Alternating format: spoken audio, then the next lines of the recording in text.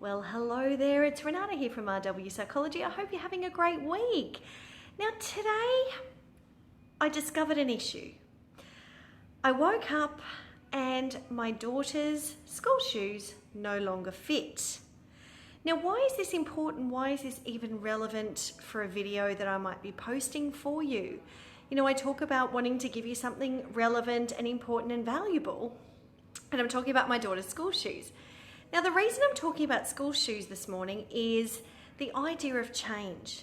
You see, the school shoes actually fit 2 days ago, but today they didn't fit.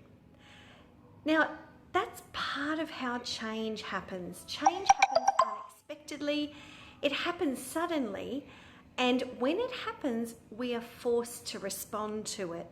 A lot of people really struggle with change, and it's not something that most people enjoy.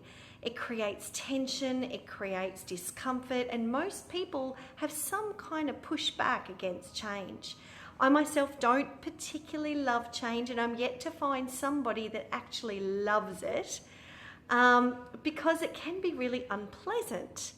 However, there are some really great things that can come out of change.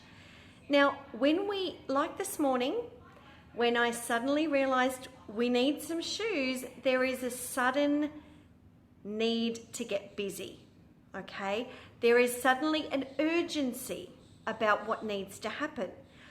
I had to get myself organized. I had to make my mission that I was going to find some shoes. So there becomes a sudden urgency. So if you translate that across your world, that urgency can actually suddenly require you to form action.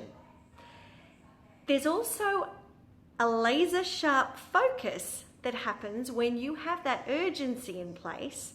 You get a laser sharp focus. You don't meander through the shops. You don't start looking at this and looking at that. You are laser focused because you are on a mission and you're going to get what you need.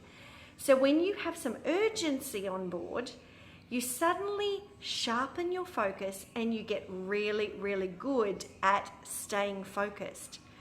So even though change is difficult, change can be unpleasant, it does bring about some really great qualities that can actually see you get really focused, really tenacious, and start reaching those goals that you need to make some change happen. Change actually stops complacency. We can get so comfortable, we can get so complacent, we can get so easily set in our ways, we grow roots, we don't like the disruption of change, but the benefit of change is that it actually disrupts us from that place of complacency, and we actually start to stretch and to grow our capacity. So that can be a really great thing.